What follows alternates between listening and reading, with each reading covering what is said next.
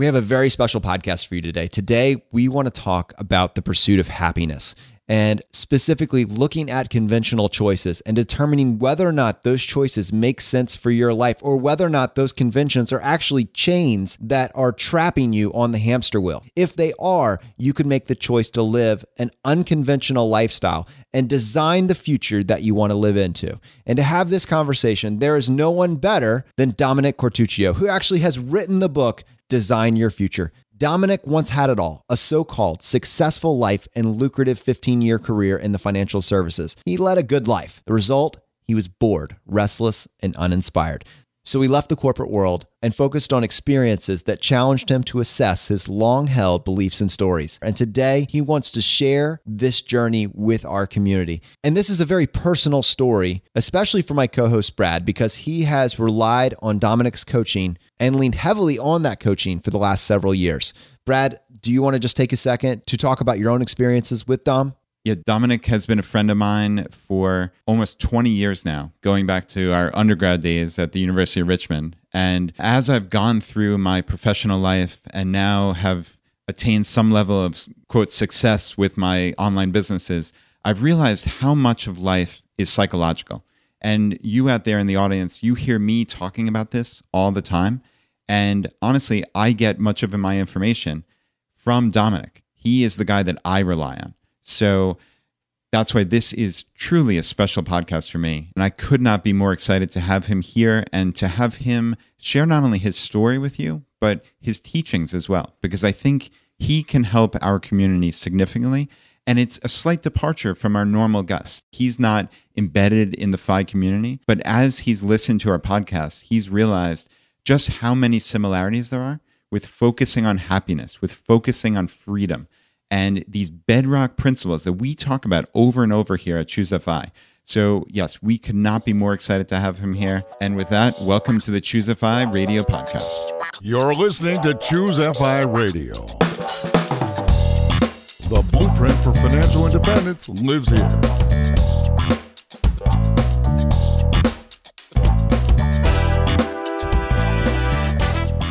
If you're looking to unlock the secrets to financial independence and early retirement, you're in the right place. Stay tuned and join a community of like-minded people who are getting off the hamster wheel and taking control of their lives in the pursuit of financial independence. Choose FI, your home for financial independence online.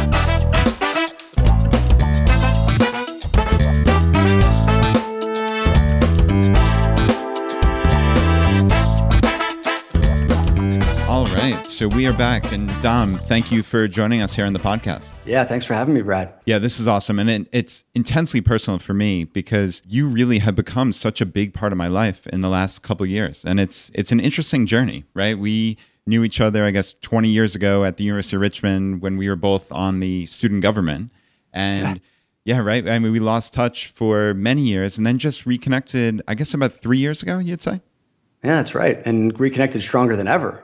Yeah, stronger than ever. We got together for lunch and it was just like this instant connection. And it's because a lot of what we've each been discovering on parallel paths has tied in so directly. And it's fascinating to me, actually, how we kind of approach it from minor different perspectives. But we've been pursuing the same path, and that is happiness and freedom and taking control of your life. And as you say in your book, designing your future, designing your life. So it really was like one of those magical connections. And as I've mentioned on the podcast here a couple of times, I went on a men's retreat back in March. And actually that was Dominick's retreat. He was the guy who put this together, designed the entire weekend. And it was one of those transformative weekends for me that really opened my eyes to what community is like and having this group of men around you who are all looking to make themselves better, to have this future that they want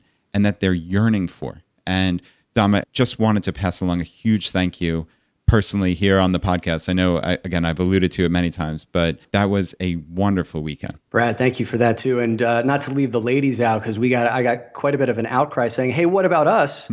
And currently in the process of doing something similar for a women's retreat like that. But yeah, Brad, I think the real impetus of designing something like that was I saw so many talented men in my life, men like you who, had reached a certain financial place in life, who started asking different questions about their life. Like, is there more? Did I dream big enough? Why do I feel this sense of restlessness in life that I've created for myself, even though on paper, I should be grateful for everything I have. And I'm having these feelings of guilt for not feeling so grateful and wanting more. And what's that about? And not knowing exactly where to turn. And when I realized, that was my journey, I hit that 7 or 8 years ago, and I was directionless at that point, didn't know where to go. So I went on a path of self-discovery and bounced around a lot, made a lot of mistakes, made a lot of amazing discoveries. I said, I want to be able to provide this for a community of men. And I know that you've talked about this in previous podcasts, like community is one of the most important things, especially as we are accelerating into the future where there's just so much uncertainty around the way that the labor market's going to look.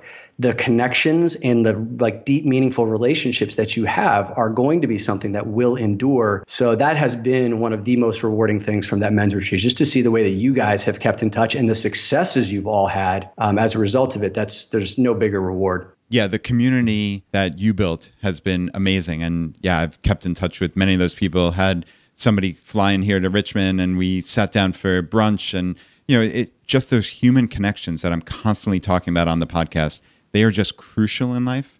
And, to touch on a couple things you mentioned there, that feeling of restlessness, I think a lot of us experience it. And as you mentioned, it almost feels like you're an ingrate or something. How can I have these issues in my life when everything is perfect? I personally live this, what I believe to be this wonderful, perfect life. But yet there are still those moments when you say, all right, well, what next? Or as our friend Keith at the retreat said, I never dreamed past here. Yeah. And that is just such an impactful quote. And I think a lot of us feel that and we don't really talk about it. Right. And that's why having you on here is so important for the FI community and the community at large, because we do need to talk about this stuff. We need to talk about designing our futures and being excited about the future. Right. I think that's something that you talk about a lot, is really not just drifting through life, but being intentional and excited about things to come. Brad, one of the things that you just said that I absolutely love is this feeling of guilt around not being as grateful as you feel you should be for what you have. And in the work that I've been doing, especially over the last 18 months, one of the biggest barriers that I see for people having everything that they want in their life is feeling guilty for wanting more. And the fact that they say that because I have such a great life, I have a family, I have children, or I have a great job, I have this great house, and there are other people who have so much less than I do, I should feel satisfied with what I have, that actually becomes a self-imposed ceiling. And I see it time and time again, so that people stay stuck in that place of complacency. And drift is the word that you use, Brad. And I have to give a little bit of context to where I discovered that word for the first time, because when I explain it to people, they go, oh my God, that's me. So if you'll allow me a little bit of an aside, drift is a word that I discovered from Napoleon Hill. And if you guys are Think and Grow Rich fans, like I'm sure a lot of your listeners are, Think and Grow Rich is one of the best-selling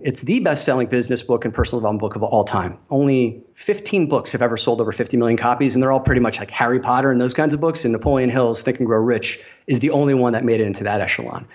But I like a book that he'd written even better that was buried for 70 or 80 years because his family deemed it too controversial for the times. And it was called Outwitting the Devil.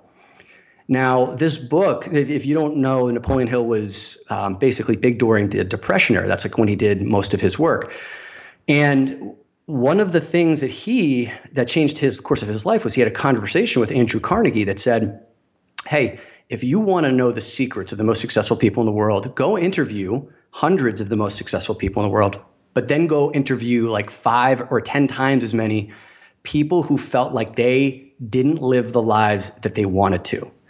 So he ended up interviewing 500 of the world's greatest, right? So like the Henry Fords, the Rockefellers, Thomas Edison, and then when he he ended up interviewing about 25,000 people who near the end of their lives felt like they had not accomplished what they wanted to. So he interviewed way more people who didn't succeed than did. Now, if Think and Grow Rich was the Bible for how to attract riches into your life, Outwitting the Devil became this book for, it was kind of like a bookend to that story. And it was a cautionary tale for what happens if you live an unintentional life. And the term that's used in there over and over again is this concept of drifting. And drifting is this state of existence where you think you're consciously making decisions, but you're actually just kind of meandering through life in this hypnotic rhythm. And it's only when the power of an outside force thrusts itself upon you, like losing a job, like getting an illness, like being jilted or dumped, like it's usually something pretty crappy. Then and only then do most people actually sit up and take control of their lives for the first time, because their foundational belief systems have been shaken to the very core. And what goes on to be described in that book is, why do we have to be beholden to an outside force thrusting itself upon us to be the only catalyst for us to change? And when I read that, it was like my mind exploded. And that was back in 2011. It was during Hurricane Sandy. I was here in New York City with all of like the lights and the power out. So there was like no distraction. It just went in all the way, and it shifted everything about me. And then I had a chance to see so many great and talented people living their lives in a state of drift, and they were becoming increasingly unhappy, even though they had everything on paper that they were supposed to. So yeah, Brad, that became my mission, was to help break people free from drift. It's shocking to me that this is a word that was in a book from the 50s? Is that what we're talking about? Earlier, I think 20s and 30s. That's amazing. But yeah, it's a powerful, powerful visual image. It is. Yeah. And so there's a number of questions actually that you can start to ask yourself, if you're like, well, am I a drifter or not? And there's 7 questions I typically ask people, but I'll hit like a couple of them because I think they'll be relevant for your listeners. Is number 1, your primary decision making, what causes you to get into action, is based on fear. And I work with a lot of top performers, right? So these are people who are pretty successful. And when I ask them this question, the first reaction is like, no, I'm not a fearful person. But then I peel back the layer of the onion. And one of the common themes I find for top performers is they are top performers because they're undyingly fearful of not being good enough, of failing, of looking bad. And it was either maybe an expectation that was set up at a very young age or whatnot. It was a belief system that was adopted early. And one of the ways that I tell people that you can start to understand if you've built a life around fear, it's when your wins don't feel all that great anymore. And when your losses start to feel like increasingly worse, or the worst part of all is if you don't really feel anything, whether you win or lose, or you start to get numb to kind of any high or low, that's when you've built an entire life around fear. And that's why I ended up writing the book about Design Your Future, which is an intentionality. It's a towards something, like living into a future that you're excited to live into versus constantly running away from the things that you fear. Yeah, and we constantly talk about the hamster wheel here. And I think there's a lot of that in what you're talking about, which is just going through the motions. And you talk about being numb. Many people go through their lives without any sense of progress or excitement. We're talking about excitement, but progress to me is another crucial aspect of being a satisfied human being, right? And like for me, it's incremental progress over many, many years. This is something that maybe I was drifting for years when I was in my typical tax manager job sitting at a desk, but something switched in me a couple of years ago when I left my job. And now it's a lot of this information that I take in. And Dom, we listen to a lot of the same podcasts, Jocko Willink and Tim Ferriss, and all these things that I pick up from them. It's about finding things that excite you, finding things that are challenging. Like you sent an email to me and a couple other guys maybe 2 months ago about what are those things that make you wake up giddy as a kid on Christmas morning? Yeah. Or what makes you, as you said, I think, throw up a little bit in your mouth when you're scared or frightened of doing something different. It's those emotions that make us human. And I think so many people maybe numb themselves or purposely avoid them. And that's just the wrong way to go about it. And I know I've made changes just because of that email. And I didn't even tell you this, but I joined CrossFit recently. And I was scared of that for years. And it's something that I'd contemplated, but I always thought, oh, am I in good enough shape? Am I going to show up and be embarrassed? And it was all these negative thoughts that I was just limiting myself for no reason whatsoever. And I just said, you know what? Screw that. Dom said, do something that's going to make you a little bit frightened, throw up in your mouth a little bit. And hell, I'm going to do this. And it's been great. I've been going for about 2 months now, and it's fantastic. So that's just one tiny little way that one email you sent impacted my life. Well, I did know that you joined CrossFit because I listened to your podcast, and I remember you were mentioning that. So great for you. And yeah, think about that. If you were to ask yourself the question, when you look out over your horizon towards your future, is there something that lights you up, like if you were a kid who celebrated Christmas, being a kid at Christmas? Or maybe when you were a kid, like you loved your birthday. Like, is there anything on your horizon that gets you that excited? And the closest thing that 90% of people have to that is a vacation. And even that's less of a really exciting thing for people. It's more like I'm looking forward to it. There's an escape, but there's missing that emotional element that along with it comes a sense of growth, right? For most people, they go on vacation. They don't grow during that. It's usually like an escape just to get away from the grind. But if you plan something that's like an adventure, or you join CrossFit, or is that thing you thought you wanted to do for quite a long time, like leaving your corporate job or writing a book or starting a blog, like those things are all scary because it involves risk and failure, et cetera. Those are the very things that actually create the tension that allows for you to grow. And if there's an absence of that in your life, then you probably know that you are drifting because there's an element of fear that's keeping you stuck. And Brad, the last thing that you mentioned about progress is huge.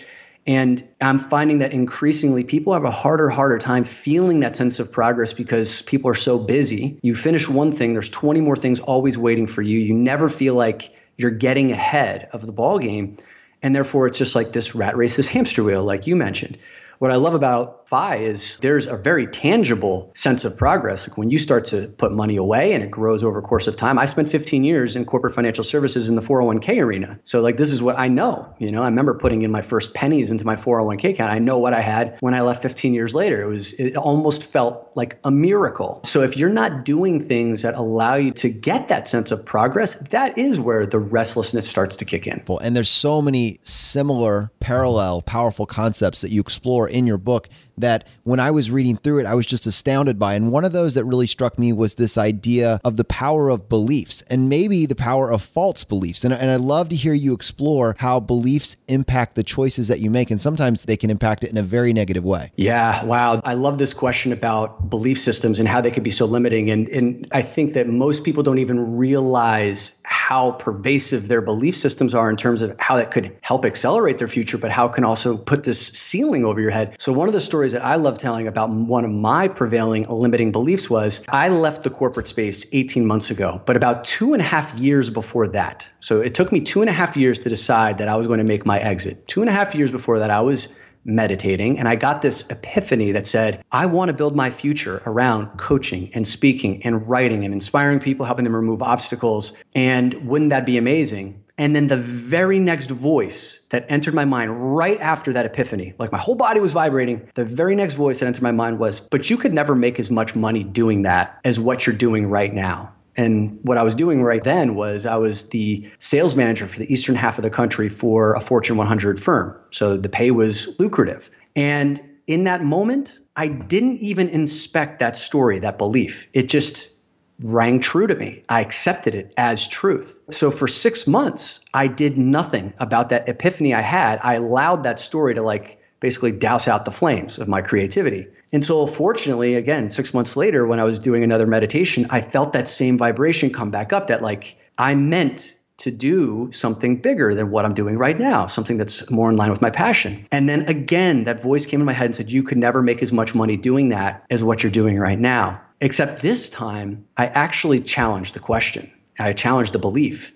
And I said, well, wait a minute, who says? What if I could make 10 times as much money doing what I believe in and what I'm passionate about as what I'm doing right now? What would stop me? And the important thing here is that I didn't necessarily believe that I could make 10 times as much. I just went through the intellectual exercise. And then I said, well, actually, nothing would be stopping me. So I said, okay, cool. Well, I'm not ready to make the leap on just that alone, but I let that marinate. And I kept asking that question in my mind, for the next couple of days. I said, what if I can make 10 times as much? And what ended up happening, this power of suggestion to my unconscious mind and my conscious mind, allowed me to start finding these examples of people who had done exactly that. People who had built entire lives around what they're passionate about. So guys like Tim Ferriss, I know his name's thrown around on your podcast all the time, but like he changed my life with his books and his writing. You have Gary Vee, you have Marianne Williamson. People just have done this with their lives. And eventually it started to pull in all these different pieces of evidence that it could be done. I could write a book, I could write a blog, I could go coaching, I could do public speaking. And then all of a sudden, once that nebulous fear of not making enough and that faulty belief of never being able to make enough was decimated, then I said in February of 2016, I'm going to leave Prudential. That was the company I worked for. And so for 2 years, I had the time of my life. And I was actually the most productive and most vibrant employee that they ever had because I had this sense of purpose. So for the last 2 years that I was working there, I brought the most of myself to work, and it was the best 2 years that I had there. And when I left, man, it was just like I felt like I was flying. And there's a very striking concept right there buried in that you pivoted from the pursuit of money to the pursuit of happiness and identity with this transition. Absolutely. And I love talking about happiness because, I'd say 95% of my clients had a belief at some point in time that like money was going to buy them happiness. And most of my clients do have a lot of money. And what's funny is there's very little happiness that exists in that space. And, one of the books that I'm a huge fan of, and you guys could probably do an entire conversation on this, and Brad, I sent this to you last week, is called The Last Safe Investment. Jonathan, have you heard of this? I have not, but I hope to hear about it right now. Yeah. Well, The Last Safe Investment, it's a phenomenal book by a guy named Brian Franklin, and I think it was co-written by Michael Ellsberg. The Last Safe Investment they talk about is you. And there's a conversation in here around your happiness index. And they talk about, hey, let's just use you two guys' example. So Brad, let's say you make $100,000 a year. Jonathan, you make $100,000 a year. But if Brad is twice as happy as you are, Jonathan, then your happiness index is lower, right? Your happiness index, it's more expensive for you to be happy. So Brad could be, he could have $50,000 and be just as happy as you at 100. So like, what are the things that you spend and invest your money on that actually magnify the happiness in your life? And another one of the concepts in this book talks about systemic spending. And they say that if you think about what you spend your money on, don't just look at it for the category that you spend in, look how it affects the entire system that you operate in. So let me use an example specifically. I go to the Equinox gym, which is a big gym in New York City and there's other different parts of the country. They have like 30 locations here. Equinox is super expensive. It's like a high end. I pay $200 a month to be a part of that. And that probably like drives people crazy when they hear that. If I were looking at that expense just purely in terms of like working out, that would be ludicrous. Because I could get workouts for free at home, or I could go, somewhere work out in the park and get the same similar workouts for free or for a few bucks. But I look at the Equinox, how it affects the rest of my system. It is a social place for me. I've met a lot of my good friends over the last 10 years in living in New York City from Equinox. When I travel, they're in a lot of the cities that I travel to, and then I can go to a place that feels like home and actually end up bumping into newer people and establishing relationships. It's a home base for me if I ever need to work because it's got free Wi-Fi. So you see how like one investment can increase my happiness in all of these other arenas that affects my system and systemic spending. So I do a lot of work around like, what is it that makes you happy? Because it doesn't require a lot of money. In many cases, it requires less. You just need to be intentional and not be drifting around where it is you're spending your money because you think or someone told you or society tells you that that's what's supposed to bring happiness. And Dom, when you were talking about that, I'm thinking in my head the word intentionality. And then for you to bookend it with that is perfect because that really is what we talk about here at Choose FI. Because I don't have an issue with people spending money in general if they deem there's value there. My concern is when people are just spending money without any thought and it's just going away. Like we had Joel and Alexis from FI 180 here a couple weeks ago, and that was just a wonderful episode where they talked about how they changed their life. They had this 180 from spending over $100,000 a year just mindlessly with no intentionality at all. And they couldn't even answer where that money was going. So we met them at Camp Mustache a couple months ago. And at that point, they could not tell us how they spent an extra somewhere in the vicinity of $70,000 a year.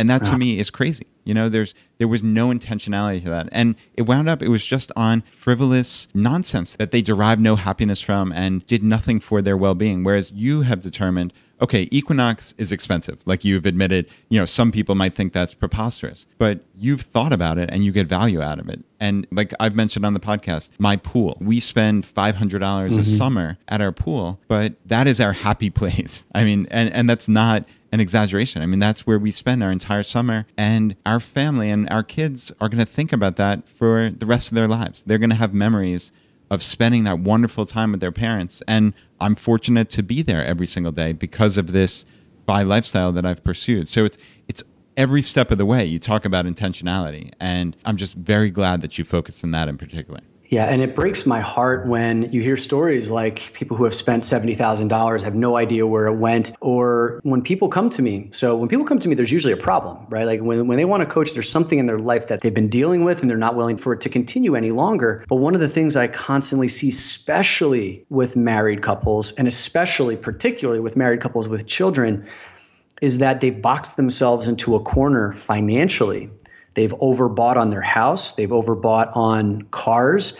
One of the things that my financial advisor recently told me is that parents are spending way more on their children indiscriminately to box themselves into a corner where there's absolutely no flexibility left. And that's not a judgment on parents whatsoever. I think that what she's saying is one of the habits that's seen is I want to take care of my kids at all costs. And there's a little intentionality that's brought into those decisions that are made. It's just give them what they need. And what ends up happening is that there's no flexibility or bandwidth left in the system, so that when something is needed, like to invest in coaching, or like a job gets eliminated and they need to live off of savings, there are none, or like someone wants to pursue their passion, they're really talented but can't afford to leave because every last cent's accounted for, and now you're stuck and trapped in your life.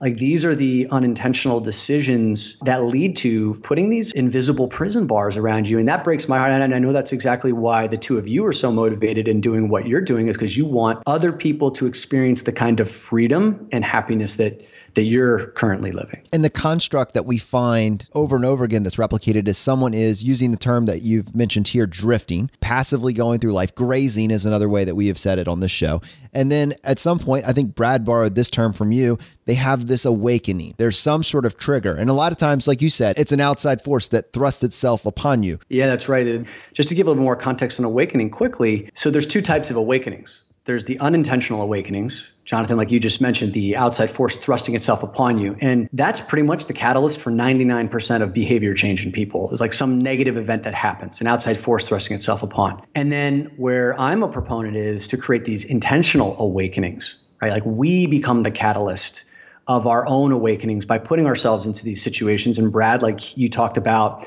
signing up for CrossFit, like you created an awakening there for yourself because it was nervous for you. Like it was something that you felt like could stretch you and put you in a situation you didn't know if you were going to fail or not. And by the way, your podcast, like what you're talking about, when people tune in, they are accelerating their ability to have awakenings because you're giving them new information. The distinction I'd make between awareness and having an awakening is actually taking action. And I know you're big proponents of like making sure that people take at least one actionable thing out of every one of your conversations. You can be aware, like there are a lot of smokers who are aware that they will get themselves sick, they'll get cancer by smoking, but it doesn't change their behavior. It's not until like the diagnosis that happens that maybe that some of them decide, you know what, I'm going to take action, that awakening occurs.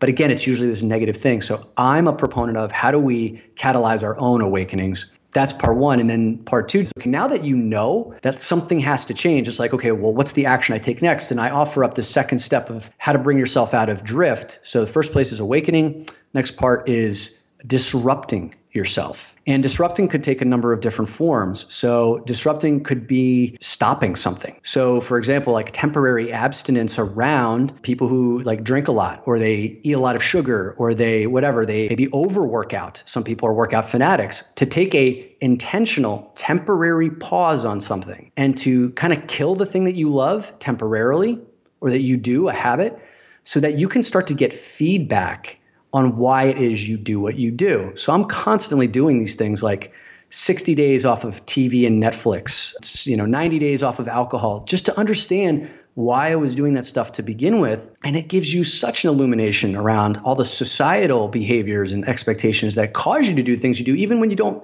You're like, man, I don't actually even like this. I'm just doing it because I thought I had to. That's incredible. I love that. I think I've, in some degree, felt the pull to try something like that in my life over and over again, but I don't know if I did it in the context of an awakening.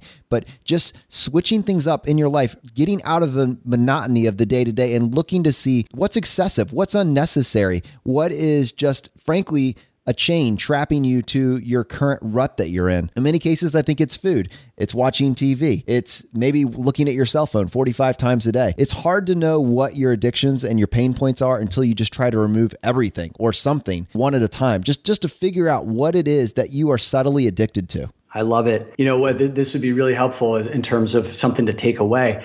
One of the greatest insights that I've ever come across was by a man named Viktor Frankl. And Viktor Frankl is the author of Man's Search for Meaning, one of the best books you could ever read about finding your purpose and meaning in life. And Viktor Frankl was a Holocaust survivor. So talk about being able to find hope in the most hopeless of circumstances. That book is a must read if you ever want to get connected to purpose or meaning. But one of the things that actually wasn't even in that book that he said that was really profound, he talks about stimulus and response. And he says that in between stimulus and response, there's a space. And inside that space lies our ability to choose a new response. And that's basically our gateway to all sorts of freedoms that we want in our life. So Jonathan, like you were just talking about stimulus. Come home from work, you're exhausted, you grab a tub of Ben & Jerry's, sit on the couch, Family Guy for 3 hours, right? That sounds like a great night. That actually does. I'm like talking myself into it right now. But that's the response, right? Okay, stimulus, work pisses you off. Response, like you go and bury yourself in social media for an hour. And over the course of a long period of time, these stimulus and responses can get so entangled that they're like clamping your fists together. They seem like you can't even, there's no space in between them. But what is offered up by Frankl, it says, no. If you can interrupt that stimulus response cycle, so the stimulus happens, and instead of responding the way you typically do, you step back. There's an infinite number of ways that you could respond. You just have to have the intentionality to choose that. And therefore, you can create a new behavior and a new future as a result of that. So you guys are doing that all the time with your listeners and on offering new ways of investing money or stopping spending. And that's what I would categorize as an interruption inside of disrupting yourself. And Dom, what's funny here is that I'm sitting with my thumb on the Viktor Frankl quote on page 63 of your book as I was getting ready to say that precisely before you read it. So, stealing his thunder. We're on the exact same page, literally on the exact same page here. I know that was one of my big takeaways, that space between the stimulus and the response from the retreat that we went on. So that truly was my big takeaway. And I've implemented that in my life. So I know, like you mentioned in the book, I think 95% of what we do, what we believe is all habitual. It's built in. And we don't even think about it because it truly is habitual and it's just going on in the background. And for me, now that I'm aware of that, that's just not good enough. So I actually think about that quote and it's an absolute game changer. So I know just in dealing with your family, I mean, I love my family, but you still respond negatively sometimes. And I found myself actually having conversations with my wife, Laura, where she'll say something and I will go to respond like I normally would and actually stop myself and say, why are you doing that? That's just built on some story that doesn't mean anything. And I know that very particular quote is something that I keep with me on a daily basis. And I would challenge the audience out there to think about that. Think about that space. Actually think about it as a space in your conversations, in your life, between whatever that stimulus is and whatever your response normally would be. And I challenge you to change it and just actually think about it. So I think that will be a big actionable takeaway from this episode. And I know, Dominick, was a big actionable takeaway from our retreat. Yeah, and one of the things you mentioned there, I think it'd be helpful to just dive a little bit deeper on was this 95-5 principle. So 95% of your thoughts, your feelings, your behaviors fall below your conscious detection. And neuroscience has shown that that's pretty much the case. And you may hear other numbers like it's 90% or 87%, whatever it is. It's the vast majority of your thoughts, your feelings, and behaviors fall below your conscious detection. And that's where your habits, your patterns, your belief systems, your stories exist. That's where, let's say, the upbringing that you had exists. That's where the environment that you live in exists. That's the socioeconomic factors that you've been exposed to for most of your life exist. These are the things that are on autopilot. And though we think we're driving our own car and calling our own shots consciously all of the time, it's actually this 95%. Now, the 5% is where, that's our conscious thinking. This is where you can make the determination to put the space between stimulus and response. That 5% is the thing that allows you to consciously choose the new behavior going forward. The problem with this 5%, this is where your discipline and willpower exist. And your discipline and willpower, it's like a gas in a gas tank. It gets depleted, and it gets depleted fast. That's why by the end of the day, that's why you bring in the Ben and Jerry's to the couch with Family Guy for 3 or 4 hours. Like, you're just done. When you're exhausted, it's done. And I guess part of that is once you realize that construct, you can hack it, right? To a degree. Absolutely. Yeah, without question. So once you understand that construct, which is what I'm constantly saying to myself, is 95.5, 95.5. It's like, okay, what behavior is no longer serving me? What mindset is no longer serving me? It could be like a fear around money, right? So for example, moving into this new world, I used to sell stuff, but it was other people's stuff. When I'm now selling, this is me. It's very personal. And putting a price tag on that brings up all sorts of emotions around that. And rejection of the thing is me. That's a whole set of mindset and belief systems that I had to inspect and work on in this new arena. And when I started to realize that my natural impulse was to want to undercut myself just to get a yes, that was in my 95%. I was realizing I was so afraid of rejection on some level that it held me back from the abundance that I deserved, like from being able to attract the kinds of clients and the kind of money that I deserve. So in that 5%, I hacked, right? Like Jonathan, you're talking about, I said, you know what? This next time that I have an opportunity, I'm going to raise my price. And I'm going to do it in a way where I'm going to throw up in my mouth. And if I don't, then I know it's not a high enough price. And once that happened and people started saying yes, that became a habit for me. And that slid into my 95%. So you can consciously decide new behaviors, new ways of being, and that's going to take a lot of effort and energy. That's where your 5% comes in.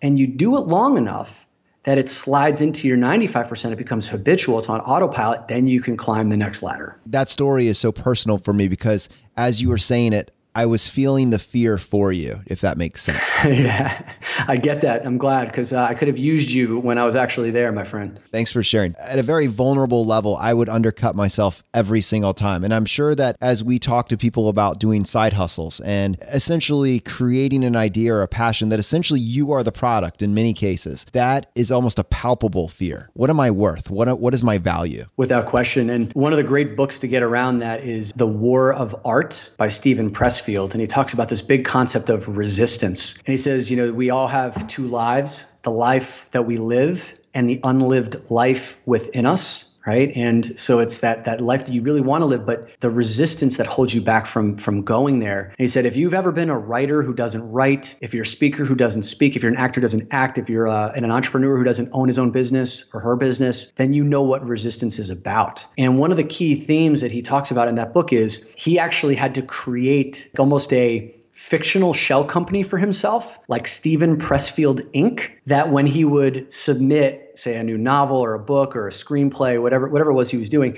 he would submit it under the Stephen Pressfield Inc. business. So if it got rejected, it was his business getting rejected and not him. You get the distinction there. So it's like a little bit of a way for anyone out there who's interested in building a side hustle but has that fear, that's a great way for you to kind of give a little separation to you and the work that you're putting out. A wonderful tip. So Dom, I know essentially this is all happening inside of this 3-step construct of drift, and you call it the ADD cycle. And step 1 was this essential awakening. Step 2 was the disruption, which we've touched on.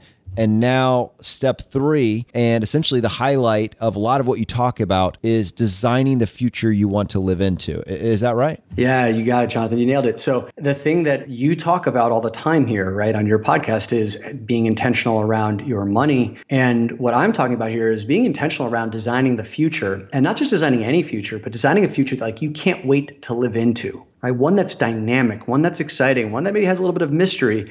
And if those things like appeal to you, great. Or if safety is something that like is really appealing to you, and security and predictability, then those are the things that are also the future that you want, that you can't wait to live into. But to get really clear on what that is, I have this one exercise that I love doing that I'll share with your listeners, that it's provocative, but it's one of the greatest ways for you to get really clear on what you want that future to look like. Because before I set up the exercise, I want to share with you some of the problems that people have in really envisioning what their future is. So first of all, it's people are so stuck in their current state that it's really hard for them to kind of get their head above water and look far enough out to say what would be exciting to me. And I think that idea of being stuck feels a lot like the hamster wheel. And people in many cases trap themselves to their lifestyle due to just the amount of time they put in their 9 to 5, which becomes a 9 to 10, into the financial obligations that they take on, the oversized house, the oversized mortgage, the oversized car, and then the activities that they sign up for, volunteering from everything to be everything to everybody and not holding anything in reserve. And a lot of those things contribute to you both being financially stuck and unable to get any leverage, or alternatively, just being stuck mentally exhausted and not willing to recapture anything for yourself to grow yourself as a person. Yeah, Jonathan, as you were saying that, like I just felt heavy, right? I mean, that is the weight that so many people are carrying around, and it doesn't have to be that way, but that's how a lot of people are feeling, and it's really hard to say, hey, what do you want in the next 5 years to look like? And with that weight, that albatross around their neck, to be able to come up with anything that's going to be inspiring, because they just don't believe that they can move to that place in such like five years seems like a short period of time, even though we know a lot can be accomplished. It just occurs as like so close given all of the weight that's on their shoulders. So what I like to do is this provocative exercise with my clients, and I call it writing your own eulogy. And so people like bristle when they hear, whoa, a eulogy, and because that has connotations of death. And I say, no, this is not about thinking about the death element of it. It's thinking about the celebration of life element. Because if you're to fast forward to the end of your life, there's going to be a time where someone is going to be reading some really nice things about you that you're never going to hear. But wouldn't it be nice if you didn't even need to well, you're not going to be around for it anyway, but wouldn't it be nice to not need to be around for it because you've lived your life with such intentionality that you knew exactly what they were going to say anyway? And so one of the things that I direct people to do is to say, how long is it that you want to live? And most people haven't even contemplated that question. A lot of people, you'd be surprised, but a lot of people just base it off of their family history. And one time, one of my clients had gone through this. He came back with like 63 years old. I said, 63, dude, why?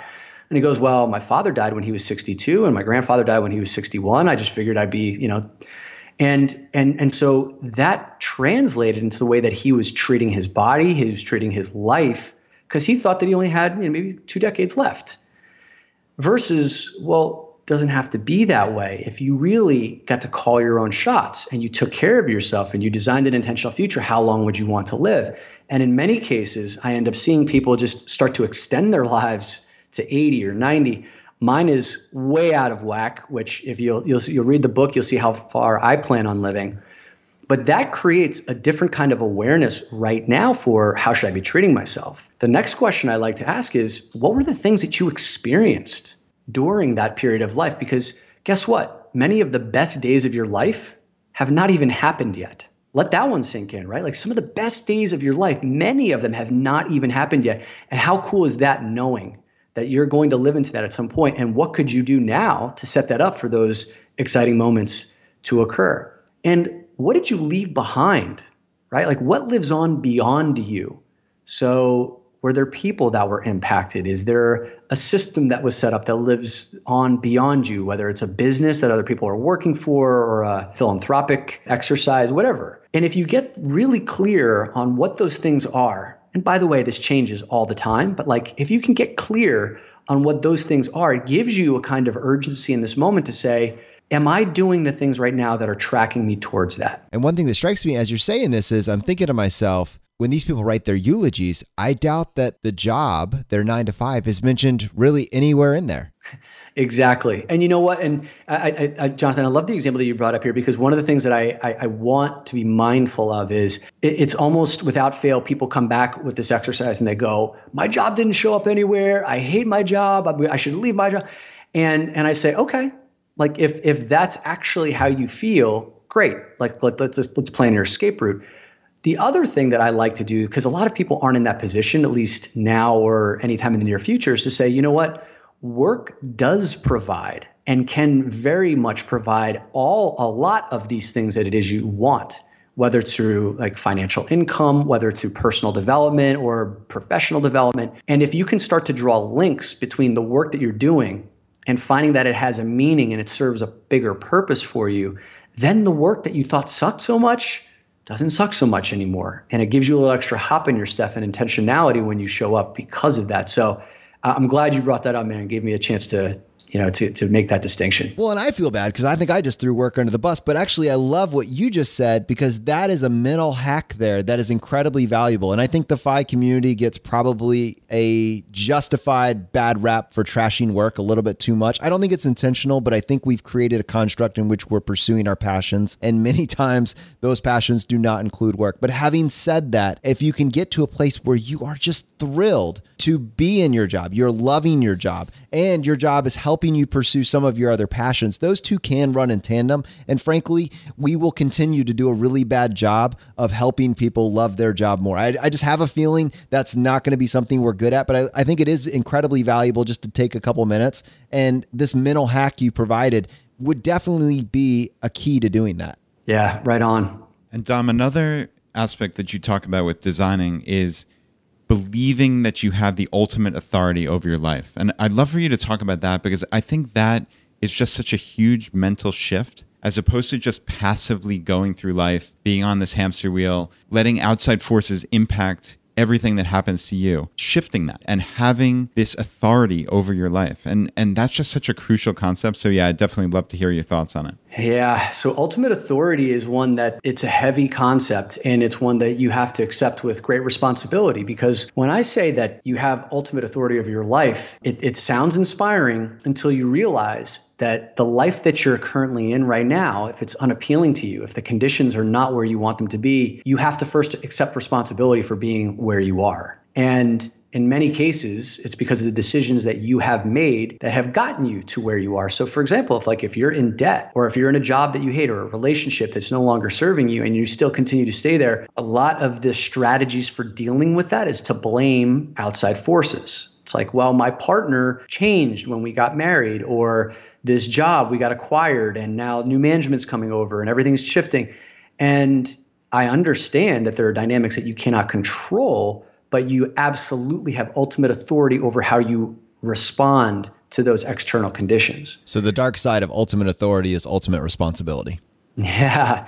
And that's the dark side. And it's also the bright side too, right? Because when you can take that responsibility and realize that, you know what, if I'm in this situation and I feel like crap, it should be a trigger to you to say, okay, this is like my alarm point now to get myself out of it. But it usually takes some tough medicine in order to get yourself out. And so a lot of people find themselves stuck in this space. And if you're really going to take on this concept of ultimate authority, then what I'd encourage you to do is to go to the people or look at models, role models and examples of people who have gotten out of the situation, who have been effective in dealing with those things that you have, that you are struggling with right now.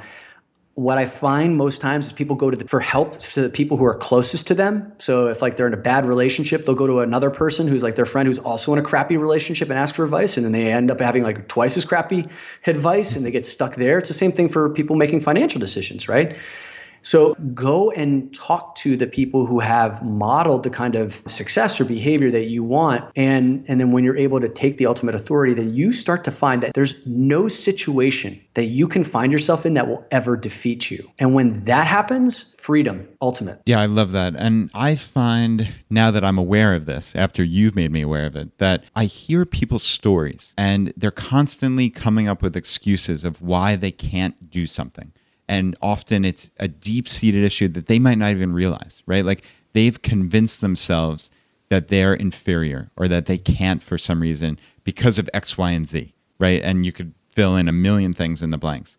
But when you just shift, when you have that subtle shift to realize that you do have authority over everything that happens to you, it's like this aha moment. And like I'm saying here, I notice it now everywhere. And you can't go around, unfortunately, telling everybody, hey, you have to stop that. You have to stop that. But I'm trying subtly to help impact people in my own life and help them realize you do have say over what happens to you. And you need to stop, as we're saying here, you need to stop drifting, and you need to just realize you can impact your life in ways that you had not previously realized. Without question. And when you finally get to that stage, it's just like a new horizon, a blank canvas, like whatever you want to paint on that future becomes available to you. Wow. Yeah, man, this is fantastic. So one obvious question that strikes me is you've had the chance to coach hundreds, thousands, maybe tens of thousands of people, and you've helped mentor them through this process. But what does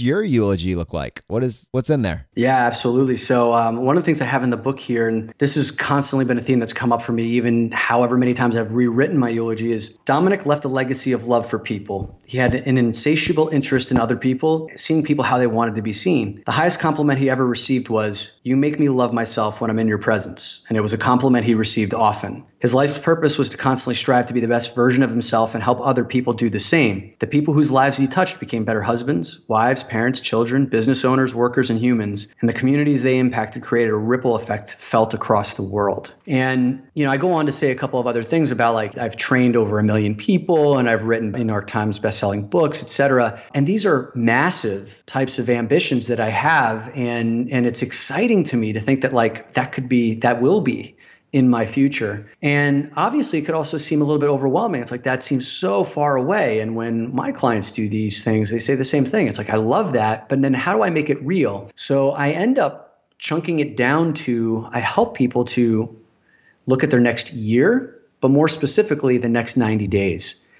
And the reason why I love 90-day period of time is because it's just far enough away for you to be able to get big things done, but it's also close enough, like the finish line is close, so that you never lose this sense of intentional urgency. And there's two types of urgency. There's like the kind of urgency that most people run around with, which is the frenetic, anxious, 1,000,000 miles a minute, getting things done type of person. Then there's the intentionally urgent person who they're on a path, right? They're on a mission because what they're doing is so important. And that's what shows up, like with you two guys, when you're doing your podcast and the work that you're doing, is because you know what that ultimate vision is for yourself and where you want to be potentially in the next year. And therefore it shows up in the quality of your podcast. So what I end up having people do is I say, just identify one goal, maybe two maximum, but I really like to focus on one thing that you want over the next 90 days. And if you were to get that thing over the next 90 days, how would that change your life? So for example, let's just say some of my clients will come to me and say, I want to lose 20 pounds. I'm not a dietitian, I'm not a nutritionist, but like weight is a thing for a lot of high performers because they're spending so much time being busy elsewhere. Okay, if you were to lose 20 pounds at the end of 90 days, what effect would that have on your life? I'd be confident, I'd fit in my clothes, my love life would be better with my spouse. Okay, great. You're finding out if the juice is worth the squeeze. And if these benefits of losing the 20 pounds don't light you up, then you're going to abandon mission when things get tough. If it does light you up, if the juice is worth the squeeze and you're like, I want that, I'm foaming at the mouth, I need to have that, then I say, okay, like what are the big action steps that you need to get done by the time the 90 days are complete? And those action steps are the things that you have control over. And it could be, I need to do 50 workouts in the next 90 days or 40 workouts. I need to schedule all of them. I need to be a part of a community. Brad, do you like CrossFit? Because there's a community element to it. So that needs to be part of it.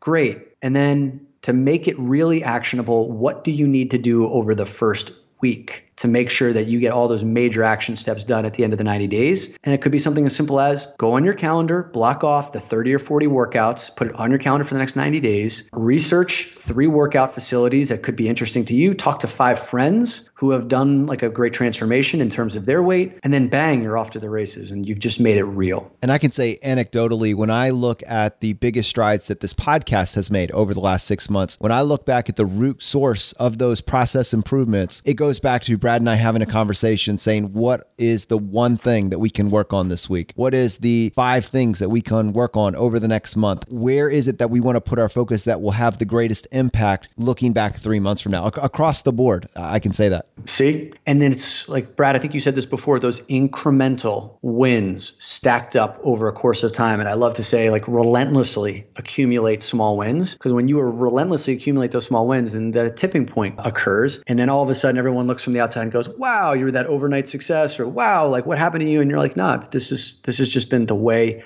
that I've been living for, 90 days, 180 days, 5 years, an entire lifetime. Yeah, and I think that ties into what we talk about here with the FI community is just making these small changes. And we talk about it in the context of finances, but it really can be your entire life. And we do try to talk about that as well. But when you start just making these small changes, there is that tipping point eventually where someone can go from, in the financial context, saving nothing to saving 50% of their income, which would sound ludicrous if you started at zero. But when you make those tiny little changes over and over a period of time, that's what I've found for me personally makes the biggest impact in my life. It's not the dramatic change. It's these tiny little things that just compound year after year, decade after decade, and just radically transforms your life. But again, from these tiny little ways. Right on. And it's going to occur to other people as dramatic because they're not paying attention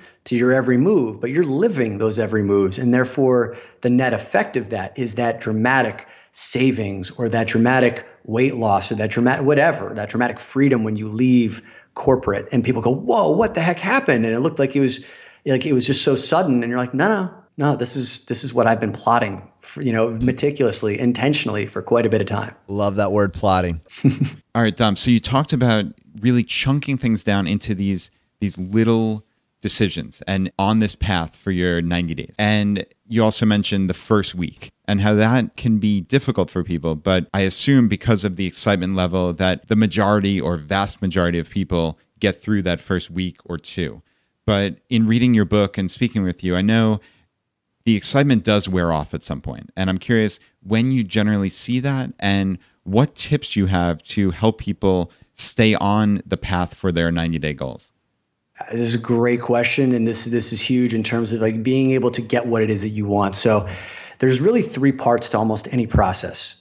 And I like to talk about it in terms of energy, right? So when you are going to take something on, there's 3 types of energy towards executing on something. You have the starting energy, then you move into the sustaining energy, and then you have the finishing energy. Starting energy is always the best, right? It's like that romantic connection for the first time, that honeymoon period. Everything is sunshine and rainbows. And like you're so fired up to get things started because it's novel, it's new. You're going off of adrenaline.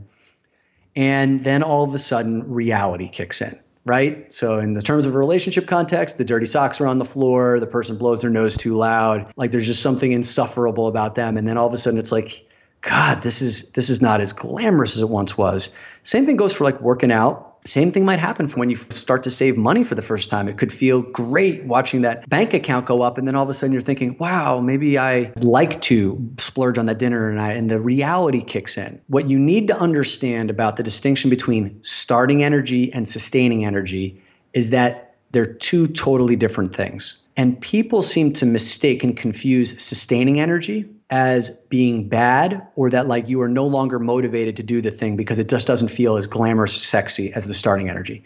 When in reality, you're just downshifting into another part of the process. So what I give for advice is to say, anticipate that after. It could be, if you're working in the context of 90 days, it could be 2 weeks, it could be 3 weeks, 4 weeks, 5 weeks. There's going to be a downshift in enthusiasm. And when it comes, just say, great, okay. And you may need to dial back some of your behavior. So if you were working out 4 times a week before, maybe you can only do 3 times a week now, but don't stop altogether. And if you were saving at a certain rate and you're finding out that it was too restrictive, maybe you need to dial it back, whatever. Don't eliminate your saving altogether just because the glamour has gone away. Stay the course.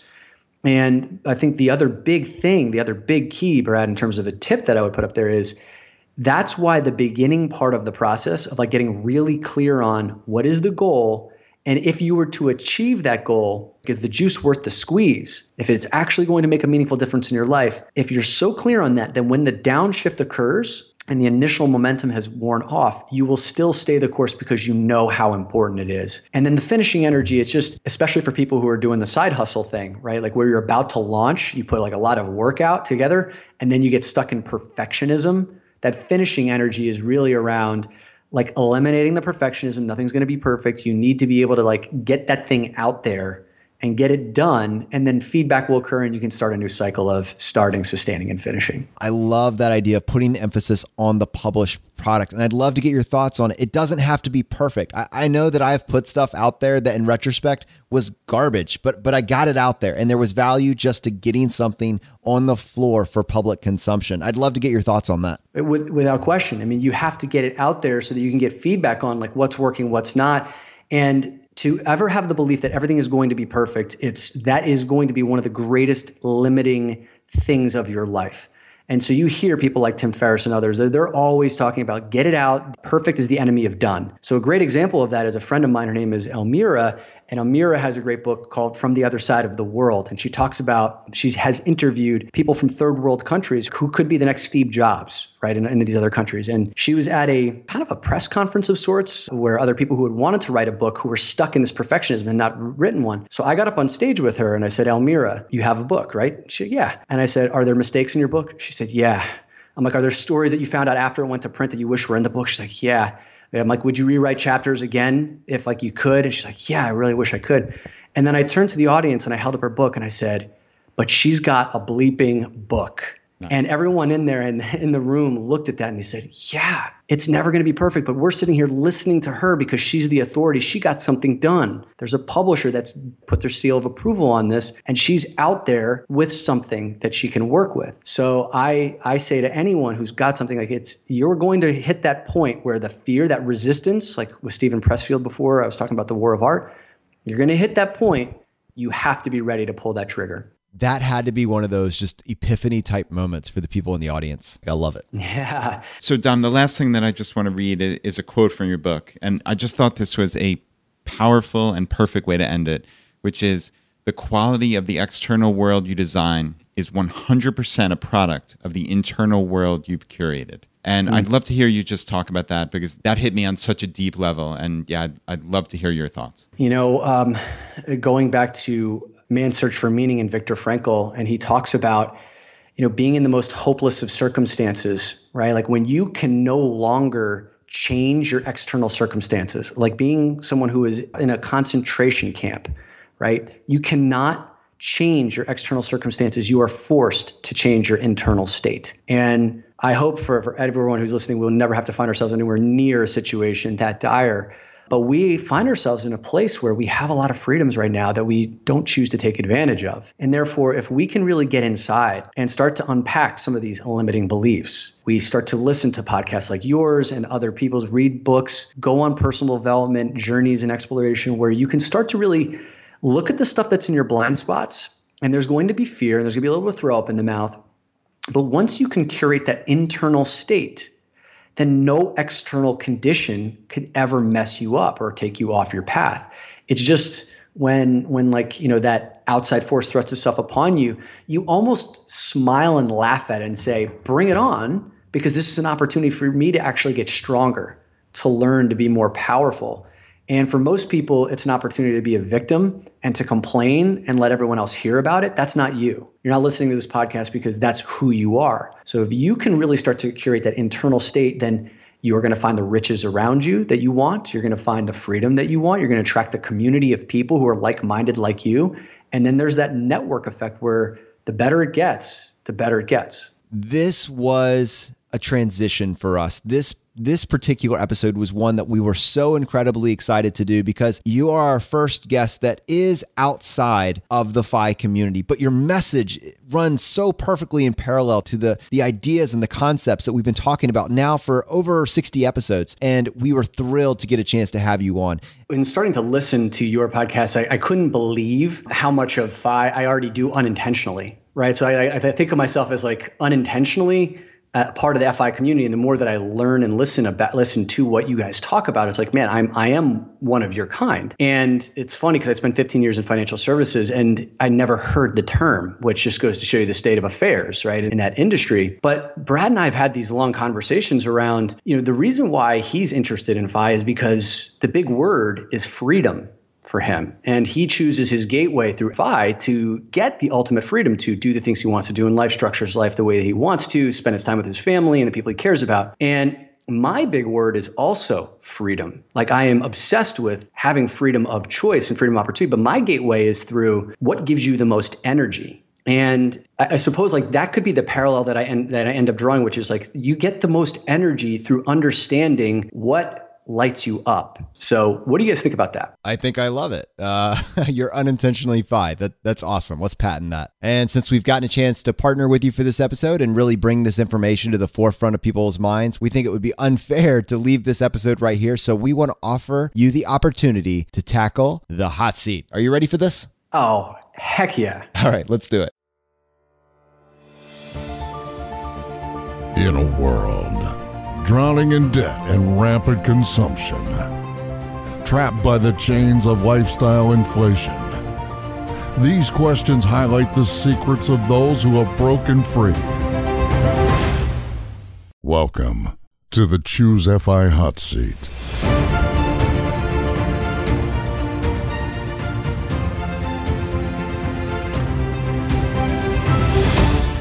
All right, man. Are you terrified? I want the hot seat guy to like narrate my life. And I don't know if that's or your eulogy. Can he do your eulogy? Oh, can we please put this guy? That would be awesome. Yeah, we'll give you the link to Fiverr where Jonathan found that. Oh my God, please do. I can't wait. All right, man, you got it. All right, Dom, the first question, the favorite blog that's not your own. All right, so I got two quick ones for you. Michael Hyatt is the guy that I think it's the only blog that I subscribe to right now outside of Tim Ferriss. And so Michael Hyatt's a former publisher. He owned a publishing company, and he has a lot of really practical tips on how to be more productive and how to find meaning in your life. He's written a couple of best-selling books. Maybe you guys are familiar with him. Some of his like titles are, how to get to inbox zero. Is that possible? 5 biggest reasons you're procrastinating. I find his stuff to be really useful and well thought out. But the one that I'm really passionate about, and the reason why I didn't lead with this is it's not technically a blog. It's kind of like a YouTube show, and there's a podcast, is Impact Theory by Tom Bilyeu. He was the one who invented Quest Nutrition, if you've ever seen those Quest bars. Tom Bilyeu is by far the best, when I'm talking about someone who interviews like the world's best, like Tony Robbins or Tim Ferriss or those guys, no one has a more prepared stance than Tom Bilyeu. So if you want access to some of the best in the world in all areas of the world, whether it's personal development, whether it's entrepreneurship, et cetera, he's got an unbelievable podcast. And Tom Bilyeu was introduced to me by none other than Brad Barrett. Surprise, surprise. Yeah, I love Tom. And yeah, him and his message, as well as Jocko Willink, that ties into like the extreme ownership concept that Jocko talks about and that we've talked about here on this podcast with you. It's understanding you have control over your own world. And yeah, Impact Theory unquestionably is one of my favorite podcasts. I listen to it. It actually comes out multiple times a week. So I'd highly recommend everyone out there subscribe to that and listen to it. It'll definitely change the way you think about the world. All right, question number 2. Your favorite article of all time. Now, this could be one that you've written or it could be someone else's. I love The Busy Trap by Tim Creeder. And this came out in the New York Times 2012. So I think it's even more relevant today than it was 5 years ago. And he talks about how everyone's running around so busy. And he calls people out on it. He said, busy is really a boast disguised as a complaint. And the fact that like we say we're so busy because it makes us feel important, and it signals to other people that we're important. And anyone who's not busy, therefore, must not be important. But we get stuck in this, perpetual state of busyness. And he also has this unbelievable quote that says, busyness serves as a kind of existential reassurance. a hedge against emptiness. And I find this to be exceptionally true for a lot of the high performers I work with, where if they stop achieving, if they stop doing and checking off boxes, then they start to feel like the emptiness inside or the guilt for not getting things done. And that was one of the key articles that led me to start to question my existence of how busy I was all the time. And I would tell you that I've never been less busy in my life and more successful in my life since I've started to create intentionality around like, where am I spending my time? How am I applying my energy? And I think that this article is one of the key turning points for that for me.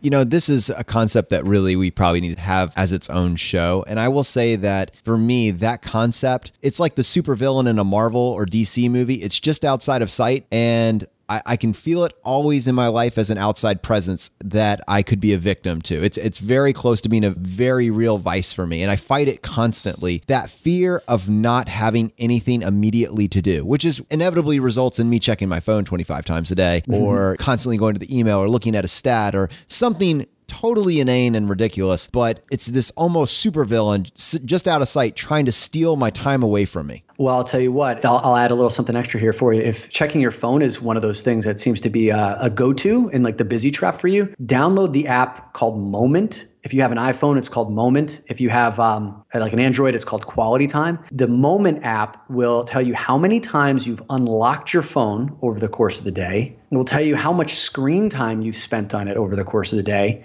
And it will timestamp so that you can know like what parts of the day you're opening it the most and how much time you're spending on it the most. Now, this is going to ruin your phone for you the way that like Calorie Counter started ruining like the glass case at Starbucks. Like you know everything that's going in your body now. Most people underestimate their phone use by about 50%. And I'm not prescriptive around how much you should use your phone, but like most people don't even have an idea of how often they go to and how pervasive it is and what the effect it is on your ability to stay present and focused. So give that a shot, Jonathan. Maybe next time we talk, it'll be interesting to see if you've been able to create a little bit of a break on that. Just the fact that I'm terrified that you told me about this app tells you how bad it probably is. Yeah. That's awesome, though. I love that. Yeah, that actually might be the answer to number 3 here. But what's your favorite life hack? All right, my favorite life hack. So this is something that helps you to reduce your stress. It helps you to generate way more creative ideas. It helps you to learn and retain information over the course of time and reduce your risk for brain illnesses over the course of your lifetime. And it's absolutely free. You guys guess what this is? Oh, Brad's right there. He has his hand up. I'm pretty sure it's meditation, though. Brad, it's meditation. Yeah, it's meditation. So 4 or 5 years ago, like 4.5 years ago, when I discovered meditation, it continues to be a superpower for me. And 44% of U.S. businesses will have a formal mindfulness program incorporated before the end of 2017. Prudential, my former employer, has Serenity rooms now, and they have a guided meditation that you could call once a week that's 10 minutes long, and it's a different meditation every week. I've used it to help me overcome some of the greatest fears of my life, to generate some of the most creative ideas of my life. If you remember where we started our conversation, the reason why I was able to go off and do this thing that I'm doing right now is because I had the download during meditation. I overcame the biggest fear that I ever had during meditation. And the last thing I'll say about it is we had that conversation around creating the space between stimulus and response. If you ever need to know how to, meditation is a great way to create that space, that slowing down, that pause between something happening and you reacting. And meditation has, changed my life in that regard. Do you have any particular apps that you'd recommend that you use personally? I don't do a lot of guided meditation. I do my own. So Headspace is the most popular one that people have told me that they enjoy using because it keeps you accountable. There's like a gamification element to it that, you accumulate a certain amount of days and wins that can get your practice going. So I would say I'd point people there. And then Brad, from the men's retreat, our good friend Corey Muscara. Corey has a number of resources on his website, and his name is spelled Coreymuscara. And he's got a lot of stuff out there that you could search as well, and he's great. Yeah, and we'll definitely link to that in the show notes. Question number 4, your biggest financial mistake. This goes back to one of the podcasts you had recently with Alan Donegan on here. And he was saying, you don't need to spend money before you launch your business. And that's exactly the mistake that I made. Before I launched this business, I ended up getting a video done that cost me $7,000. I ended up getting contracts written up for like speaking engagements and coaching, whatever. That was another $3,500. And there was plenty of other stuff I spent money on, but I spent over $10,000 before I tested my concept, before, I had something out in any public forum. And what ended up happening was, like, the video I don't even use anymore. The contracts I barely ever use, probably could have got them done for free. And those were the biggest financial mistakes I made, especially when it came to my business. And I listened to Alan's podcast with you guys and couldn't have agreed more. Everything that I do now when I have a new concept is I bring it out and I start to sell it, and I find out how much people are willing to pay for it, and if it's even a concept that's worth. And to a T, everything he said has come true in terms of the way that my business is manifested. So no more mistakes around spending before I put my business offers out. Nice. I love the continuity. I'm so glad you went back to specifically Alan's episode and said that was useful for you going forward as well, and that it's something that you had identified in your past. I love that, just that reach back. So thanks for drawing on that as a reference. You bet. All right, Dom, question number 5, the advice you would give your younger self. Gosh, it's either break rules, because I never broke any, or more specifically, contrarian thinking. So anytime that people say that there's a way that has to get done, just the more people that believe in something automatically question it. And it doesn't mean you have to believe the opposite. It just means question it, because there's all sorts of opportunity there. And the whole reason why you guys have this podcast is because you're questioning the way that people have made financial decisions forever. The reason why I'm doing whatever it is that I'm doing is because I believe people can, in fact, design their future in a way that it's exciting for them to live into, versus just doing what everyone else is expected of you, and getting married when you're supposed to, having kids when you're supposed to, taking on the debt that you're supposed to. It doesn't have to be that way. So I would say, younger self, anytime that someone says you have to do it a certain way, start to question the opposite. Because you were born to do more than pay bills and die. Yeah. Well said. All right. All right, Dom, we have a little bonus question. I know you're a huge fan of Amazon.com. What was your favorite purchase you made on Amazon last year? I think I buy everything about by Amazon. And by the way, does everything I bought in Whole Foods this year count as Amazon now? I don't. The favorite thing I bought for someone else. So one of my friends got sick. I ended up buying him an entire box of Big League Chew, the grape kind. Wow.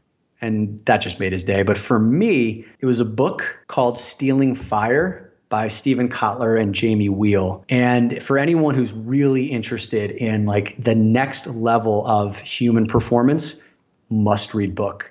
So they talk about flow state, which is kind of like being in the zone, and how people can now start to, instead of accidentally finding yourself in the zone or flow state, which is Michael Jordan couldn't miss a basket. When you're writing, it just feels like someone else is writing through your hand, or when you're in that state of unconscious being where everything's perfect. They're starting to hack ways that you can automatically get into that state for optimal performance. And the Navy SEALs and Google is already starting to implement systems that allow people to access those states on demand. And for anyone who's interested in being the highest version of themselves, this is the kind of brain food that will blow your mind. And it takes a lot to blow my mind these days, but this book blew my mind. Wow. Dom, thank you so much for coming on the podcast today, for blowing our minds, for sharing your vision for this parallel storyline about designing your future. Thrilling stuff, very exciting, and honestly, it runs so perfectly in parallel to the contrarian point of view that we're trying to pass along to our audience. So we really appreciate you taking time and coming on the show today. For our audience, how can they get in touch with you? Yeah, Jonathan, thank you for having me on, Brad. You're the man. And the way you get in touch with me, my website is DominickQ.com. I spell Dominick the correct way, which I'm sure you'll link in the notes, but it's DOMINICKQ.com. And I'm on LinkedIn as well. Those are my two biggest ways. I'm not a huge social media user, but those are my two biggest ways. All right. So before we go, we just wanted to let you know that Dominick has just released his new book, Design Your Future, 3 Simple Steps to Stop Drifting and Start Living. It is a book that we heavily sourced to do this podcast, and there's so much more in here. This was really just a taste. We want to share this with you. And so for our community, he's actually opening this up for early release to audience members who would like to go ahead and read the remainder of the book. And if you're interested in purchasing a copy of this, you can just go to choosefi.com/design, DESIGN, choosefi.com/design. And I highly encourage you to grab a copy of this book. It will have a positive impact in the life you want to live. The fire is spreading, my friends, and we'll see you next time as we continue to go down the road less traveled. You've been listening to Choose FI Radio Podcast, where we help middle-class America build wealth one life hack at a time.